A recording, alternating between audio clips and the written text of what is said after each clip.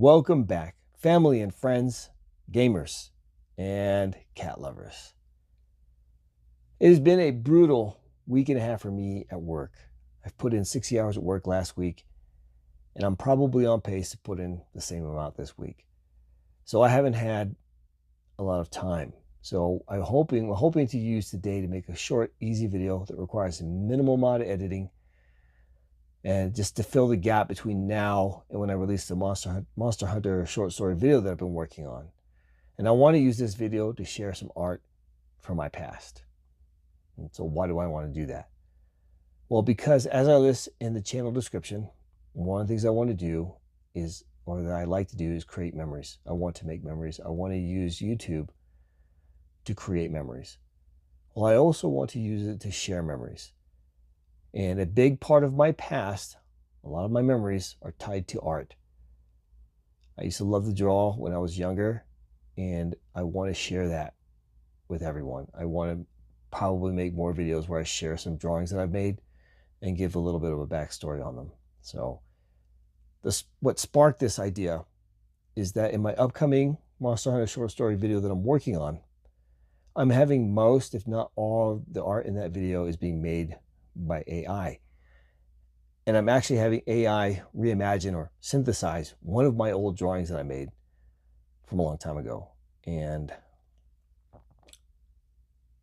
it made me think that maybe I really should start sharing all of my art, right? So that's what I'm here to do. But if I could, just for a brief moment, take a minute to address, I guess, the use of AI art, because I know that AI art is very controversial. Some people like to call it AI slop, I've seen. And I know that it's viewed and received very negatively by many people, but I have found it to be a very, very convenient tool to use. One of the biggest reasons why is with this Monster Hunter short story video, it reminds me of something I used to do with my younger brother, which is we used to love to tell stories to each other when we were kids. So when my parents would tell us it's bedtime, we went to bed, but we didn't actually go to sleep. We had our bunk beds, and we would basically be in there telling stories. Our minds would escape to somewhere else every night. And it was just really fun to be able to share that. And because of that is how we got into drawing and art and other things. That's one of the reasons why we got into art. So with AI, it allows me to basically really just go, it doesn't envision exactly or create exactly what I want to look, but it's given me the great opportunity to tell a story that was in my head that I had written a while back. So I'm excited to use AI to do that. Now, I know a lot of people, and maybe you're watching this, you're new here, and you're thinking, damn it, dude, well, you're helping, Skynet get smarter so it can beat us. And to that, I'd like to reply with, it's already too late.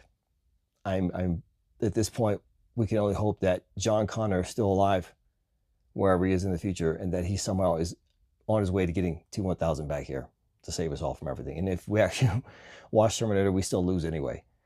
So I know it's a joke, but I think AI is a good tool, and it's not going anywhere, and I'm going to use it. It's kind of like when fire was first discovered by humans, how to use it, and they're like, "Don't use that; you'll burn the whole forest down." And they're like, "Well, no, man, this stuff makes meat taste pretty dang good," or whatever.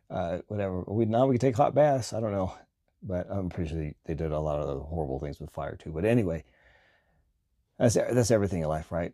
Everything has the potential to be great, and used in the wrong way or using the wrong hands, they can be potentially really bad. But anyway, let's get into these art pieces that I want to share. I have a little cubby in my apartment where I have display some of my most sentimental pieces of art that I have. They're not like the greatest things ever, but to me they mean a lot. So if we jump right into this case here, the first thing I would like to point out is this VHS case. VHS, I know it's old, man, dude.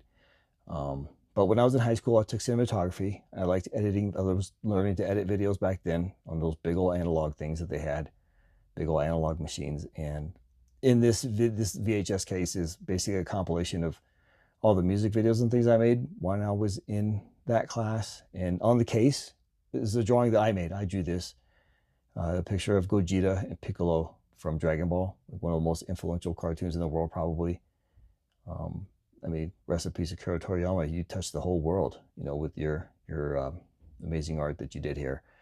So that was just one of the things I wanted to share. Like, this is something I drew. I drew the case. This is my, you know, my earliest form of editing videos, and so I have it displayed in here. Next to that is the gold tin here, a little gold tin.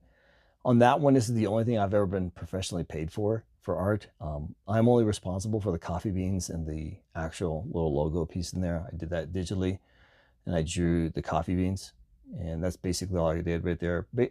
The company paid me to draw a logo, to make a logo. They ended up not using mine, but they paid me to basically fill out to keep it. So it's something I was always been really proud about, really happy that I could, you know, that I could get paid to do this. Let me know that anything's possible. You know, you can do it. So underneath that is the oldest piece of art that I know that I have. My mom may be hiding one somewhere in her house, in her basement somewhere, something I made, but this little, you know, baby food glass thing here is basically the oldest piece of art I made when I was 5 years old in kindergarten. I don't remember the exact process of how you get that to make the sand, you know, drip down like that and do all that stuff. It was a neat process. And it's literally the oldest piece of art I have that sparked the imagination that I wanted to be an artist when I grew up. So next to that, or right in front of it, is the clay face that my brother made. So it's his, not mine, but I appreciated it nonetheless. When I lived in Hawaii, I used to have it out in the front porch. I don't think it was a piece of art he took seriously, but I liked it. And I had it sitting out front protecting our house from evil spirits. And now it sits inside the house protecting us instead. So behind that is my old deck box from when I used to play Magic. It was from my Narset deck, my Commander deck, Narset, and I drew my own interpretation of Narset. I put it on the cover of the box. I mean, that's basically, everybody does that with their deck boxes in Magic. They would put stickers, draw on them, write words, I don't, whatever you would want to do. That's how, but this is how I chose to express myself. And on top of that is basically a big skull. I did not make the skull. I did not craft it. I bought it, and it's actually an ashtray. I never used it. When I used to smoke, I wanted to, but I just never did. I thought it was too cool to use, and so I never used it. But what I ended up doing, though, is one day looking at it, and I was like, I wonder what this guy's face looked like. Wonder what it looked like. And basically, I tried to sketch it out, and this is what that looks like. So this is a part of my art. Look forward to more of that in the future. And now the whole reason behind this video. So this video of this drawing I made was a long time ago, back in my 20s. And it was back in the PSP days, back on Monster Hunter Freedom or Freedom 2. One of those, it was one of those, Freedom Unite. And I want to say it was probably Freedom. No, it had to be Freedom 2. Well, I don't know. Whenever Garuga came out. But basically, I was supposed to draw all of my friend's hunters back then, but I only ended up drawing one. And this one is Killzilla. And he had the Basarios armor and the Garuga helmet and the Santoku Reaver, his greatsword. That was what he used. And this was back in the day before, you know, you cared about what skills you had in your armor. It was just like, I want to make my guy look how I want to make him look. And at the time, that's how his hunter looked. So I drew it, and I was supposed to draw the other ones. But anyway, with this drawing and the upcoming story that I'm creating, I made a community post, I think, a couple of weeks ago, where I was like, hey, you know, this is what's happening, this is behind the scenes. Well, behind the scenes on this one, I'm making basically, having AI reimagine Killzilla. And this is what that came out like. The Santoku Reaver doesn't look exactly the way it's supposed to be. You know, he's not right, but it still, nonetheless, it gets it out. And I was kind of really excited. He's basically him. I'm going to try and get the other AI to recreate a couple of the other hunters that we had back in our PSP days. They're supposed to represent the old world. I have a part where basically the story talks about, references the old world hunters, and I'm using this drawing, these hunters, to reference the old world. So anyway, that is all I got for this video. I hope you enjoyed seeing how AI recreated my own art. And I look forward to seeing you guys on the next one.